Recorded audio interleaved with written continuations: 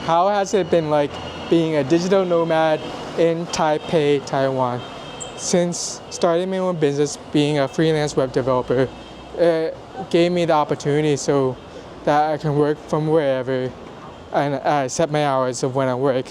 So I'm maximizing it while doing the business while I'm traveling out in Asia.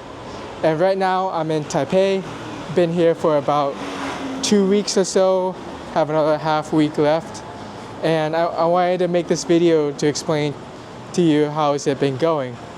And today, earlier I went to the memorial, I got some nice photos there, explored the culture more of Taiwan. So it's been going good so far. And whenever, like before I came here, I told people I was coming to Taiwan. They would ask me, oh, why Taiwan?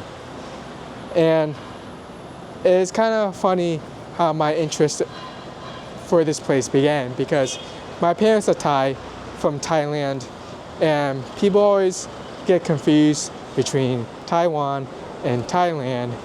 So it got me curious about this place, and finally I got to see now what this place is all about.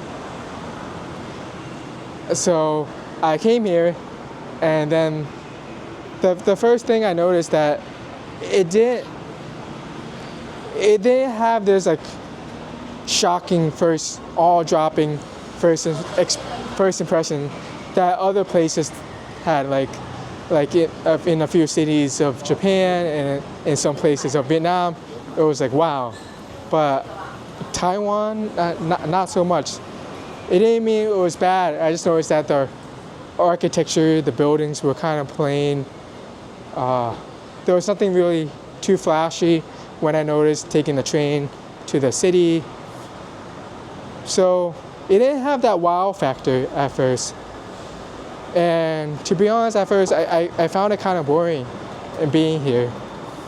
But after a little bit, after I got like settled in, I started to appreciate things more. Things started growing on me. And I kind of like the day-to-day life because it's not flashy, because things are simple, because things are functional, things work. So that's why it started to grow on me.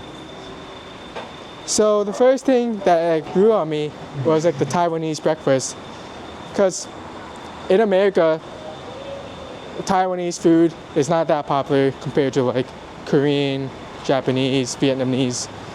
So I didn't know much about Taiwanese breakfast, but I knew it was a big part of the culture here. And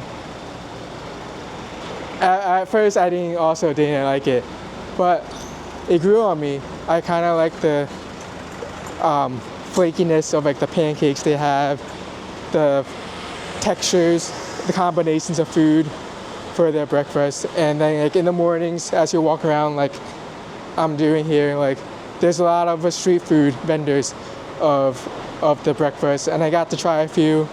Some are better than others, and now I just find myself craving it in the morning. It's kind of part of the ritual here. Also about the food, beef noodle soup is something that's popular here, and they range from like $5 to like $12, $13. So the price varies a lot for it, and all of them are like busy usually when I go, like all the beef noodle soups. Some are 24/7, and it's busy with locals most of the time. I find it also hit and miss. Some of the places, excuse me, some of the places I just thought the broth was too rich, too fatty, too much flavor, and I preferred more of like the simple taste of the beef noodle soup. And yeah, so that's about it for the food. So being in Taipei, I go to coffee shops pretty much every day. So now I'm going to talk about what I've noticed. And a lot of these coffee shops, there's a lot of them, but the thing is they don't open until later during the day. Some of them like 10 a.m., some of them at noon, 1 p.m. So if you work early in the morning like I do, it's hard. It's going to be hard for you to find a place. But Starbucks is usually always open during that time, so you can always go to Starbucks to get working here. But in the afternoon, like these other coffee shops are fun to work at. They can get crowded though, so you gotta be sure to find a good one. Some of them are too small as well, so you have to experiment around finding the right place. There's a lot of boba shops here. There's probably more boba than coffee here. So that's an interesting cultural observation. But a lot of these boba spots, they're kind of just like to go. You'll just be like in a stand here, and you just get it to go. There's not really a place where you can work inside of them. So you still have to go to the regular coffee shops, even though there's a lot of boba shops. The internet's been fine though, no problems. Only one coffee shop I went to that had an issue with the internet, and luckily there was a Starbucks across the street from it, and I was able to connect the Wi-Fi to the Starbucks across the street. But besides that one coffee shop, all of the other coffee shop has been fine. It was fast enough where I can watch YouTube videos, to do video calls at my hotel's accommodation as well. I've stayed at 2 different places, and both of them had fast enough internet to work. The prices here are kind of cheaper than the U.S., moderately cheaper, but it's nothing you can brag about.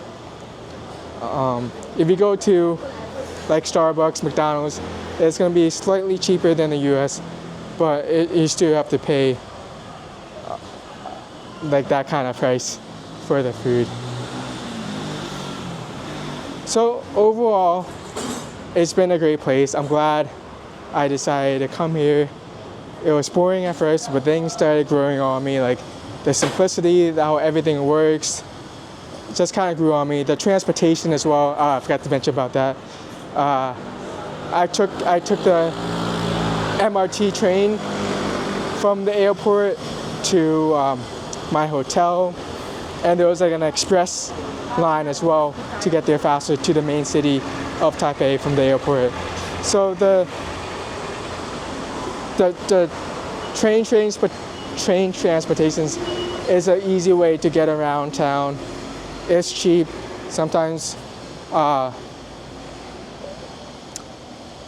it costs less to $1 depending on where you go. And it comes often too, so you're not waiting around too much. So the transportation here is convenient. I took the bus here once, and that works. It was cheap. I was kind of nervous at first because on Google Maps they told me there's 2 different buses that will take me to my destination, but it wouldn't show the second bus that was coming. So I wasn't sure if the second bus would take me to the right place. But I didn't want to wait 15 minutes for the next one, so I took it. And it worked. It got me to where I wanted to go. You can walk around easily. When you walk around like I'm doing now, there's a bunch of restaurants, convenience stores, everything you need to get by. So I've been enjoying my stay here, and if you want to be like a digital nomad, you probably most likely have to use the web. You're gonna need to use the web for like your branding, to provide your services, to do your marketing, and sometimes like the existing web solutions out there doesn't fit your needs, and you might need a custom web software. And that's something I can help with. That's what I've been doing. I help by providing service. It helps me live this nomad lifestyle. And you probably need a custom web solution too to be able to live this lifestyle. And If you're in like an industry for a while and you think of, wouldn't it be cool if this web solution existed? That's something I can provide and something I'll be happy to talk to you about. So stay tuned for more videos about my travels, about web development, and hit me up if you have an app idea that you want to talk about. Thank you so much for watching.